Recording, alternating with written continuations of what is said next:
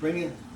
Yeah, I'm starting now, but we'll cut this out. It's just, Yeah. you know, I don't want to be short on it, you know. Okay, so we've waited an hour, and the gum is now dry on the paper. It's been sitting in the dark light. There's a little bit of light, but it's dark. It's not sensitive. You don't leave your gums out in this kind of light because it will slowly harden the print. So now, this is what we're trying to achieve. You saw us put the gum on top of the final coating of the paper. We now look for the cyan negative. That's the magenta. This is the cyan negative. Okay? So, on the film, you can see that milkiness. That's the back of the film. And on the front, that's the emulsion. So we're going to put the image, emulsion reading, emulsion down, right reading. And you can see the cyan of the sky is going to come in all these areas, but it's not going to come in on the red bird's head, the yellow beak, completely blocked out here. Because you don't want that area to get cyan in it. There may be a little bit that comes through, but not much. And so that's that. We get the image. And here's the dry image.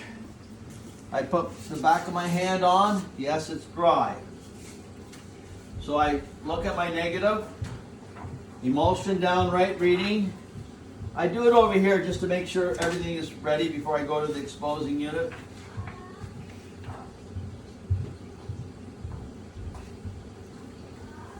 Just 1 second. Here.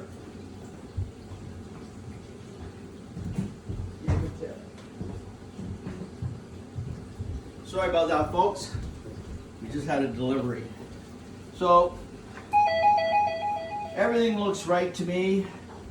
We'll now take the paper and the negative over to the plate burner. So this is the vacuum system from a 1970s Newark plate burner. This is a LED unit from Cone Editions. Incredible light unit, old technology for the vacuum. So now we have the pins. They're floating pins. We call them floating pins. We put them into the paper, and then we make sure the pins are through. Then we gently bring over the film on top. We do the middle pin first, which is circular. The two outside ones are oblong, and they actually have space so the film can flatten out, but the middle doesn't move. It's circular. The two are oblong with a bit of space, so when the vacuum comes down, it pushes out and the air escapes, so you get good registration. So now we're going to take the head down. This is a 33 by 44 inch head, so it's very, very expensive but very heavy. Most of you will use smaller units that don't have to do this, but we lift with our legs, we bring it down. It's about 50 or 60 pounds. Put it down. Then we lock in the guides there to hold it together. Turn on the vacuum. And we only want 5 pounds pressure, very little pressure. It's up and we bleed it back to 5 because the gum is gum Arabic and the film, emulsion down, is a subbing layer of the film. If you put too much pressure, they're going to stick together and you got problems. Okay, now we just look at, we have a predetermined amount of light. I double check that the air is working properly. It's got 3 intake valves and 3 export valves for air. It's very, very beautiful unit. So it's counting down 1 minute and 35 seconds. And before I bought this unit from Cone Editions, we have the unit sitting up here with a normal Nuart head. This exposure would take 25 minutes, what we're doing right now. We're now down to 1 minute 35 seconds. So your prints will be sharper, you'll get more work done in the day. The voltage is regular 110 volts, not 20 amp service. So there's a lot of factors why we like this system that John Cone and his people in Vermont made this system. I highly recommend it. Highly recommend it. If you think your life is going to become gum bichromate, this is the unit to buy. But you can modify something very old. So these old units are kicking around. So the people that sell that repair these will not even repair anything before 1994. So if your unit is pre-1994, good luck on that, getting it fixed. They won't even send a technician out. Undo the vacuum, the guide, turn the vacuum off. Once again, center, lift. I put a block here to stop it from dropping down. And you got to make sure you don't put the block on the glass plate. You take the film off, and we're going to go to process now.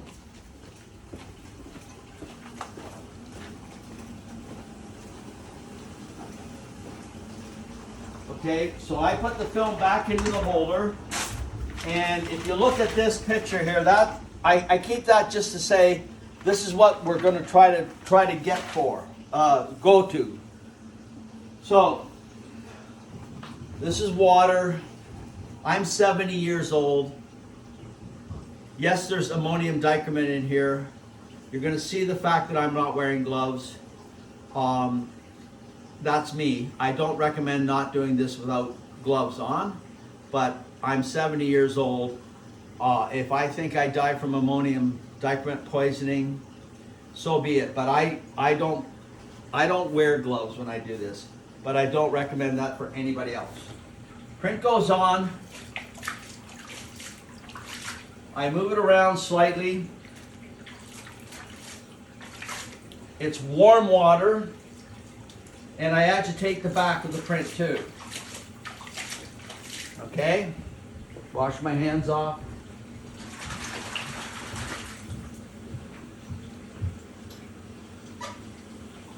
So we're getting ready.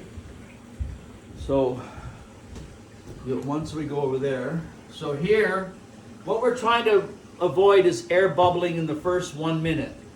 So we've kind of broken the edge of the gum, and you'll start seeing the pigment starting to come out, which you can. You see the blue?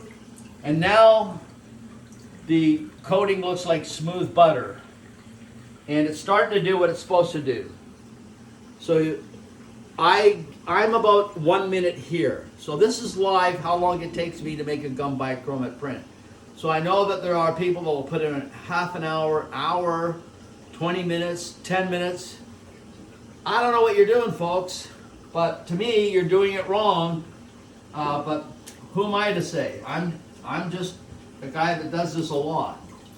So we take this over, okay, face down. Okay, go from that side. Right from there. Yeah, right. Okay. So now, this is warm water too. This is warm water here too running. We take a brush. You notice I only use these kind of brushes for brush work. I don't use them for coating paper. I use the Retouching brushes. Okay, and here all I'm doing is going around the rebate, and I'm taking out the extra cyan pigment that's sitting there. Because when you'll notice I don't want this here to fool me when I doing my water test when I get over here to see is the pigment out of the print. So very little agitation now, but I noticed one of Calvin Greer's videos where he did real agitation, and I thought, wow, that's pretty intense.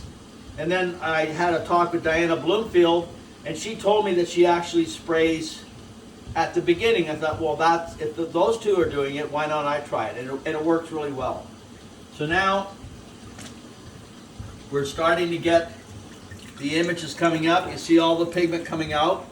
Now, there has to be blue in here, but we know the sky's blue, but this is going to neutralize out a little bit. So when I bring it over here for my final wash, I'm actually going to wash it this way so it goes out here, because this is more earthy. This is blue sky. You can see the red and the yellow is already, it's not there. There's no cyan there now, or there may be a little bit. So I'm ready now to bring it over to the final wash. I don't know how long we've been in here, but you can look at the timer on this video and you can see. Okay, so now I just do a wave action, and I can see a little bit of blue coming out.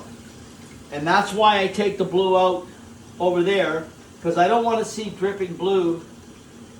When I see little, I still see blue. So now I'm just going to go over top of the area. My sky's good. My bird's good. My bird head is good. So now I'm just taking this area, and you can see the blue coming out, so it's still blue. Not much, but it is. So it doesn't mean it's done, it means it's not done yet.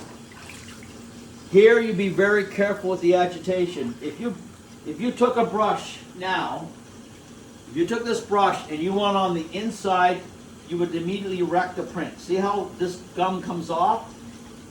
So easily. So you never do brush work on a tricolor gum over palladium or a tricolor gum. You never do brush work in the middle of the print. You just use gentle water agitation. And I still see blue. So we're probably coming up 5 minutes now, right? Which may surprise some of you that do gum printing, right? Now, I know that there's no cyan in this bird's head.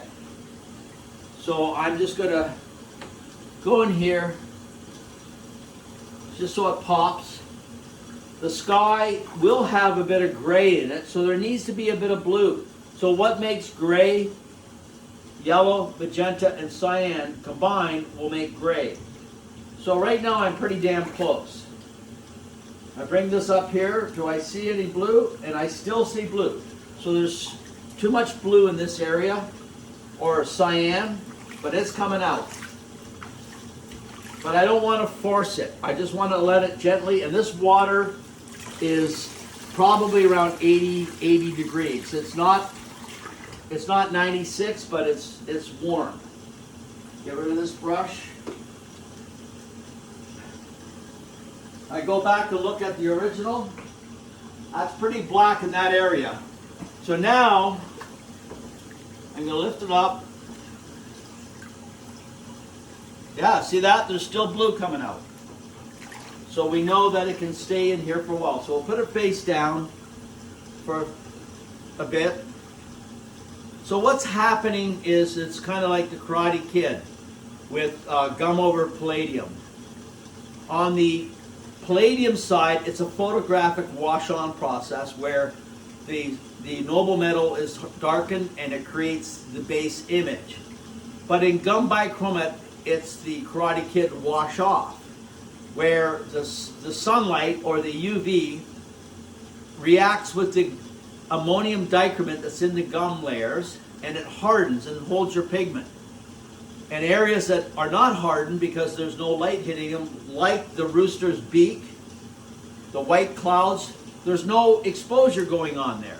So it immediately washes out. So we're almost done. Now, once again, I want to be very, very gentle.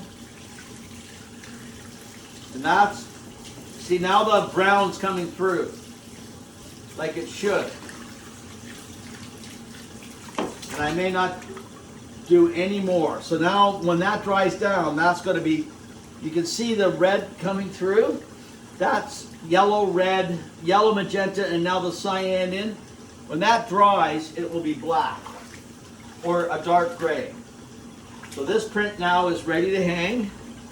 I hang it where most of the pigment is, so it's going to go that way. The sky's perfect.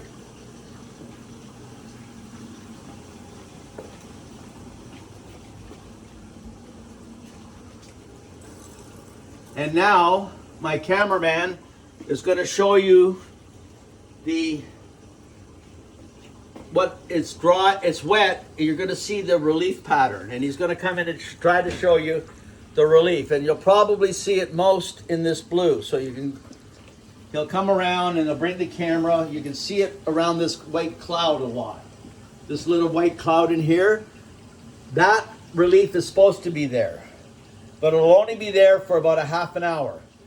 And now all the gum is going to seep into the paper base, and that's what makes gum bichromate over palladium, in my humble opinion, the best process there is. It's absolutely phenomenal.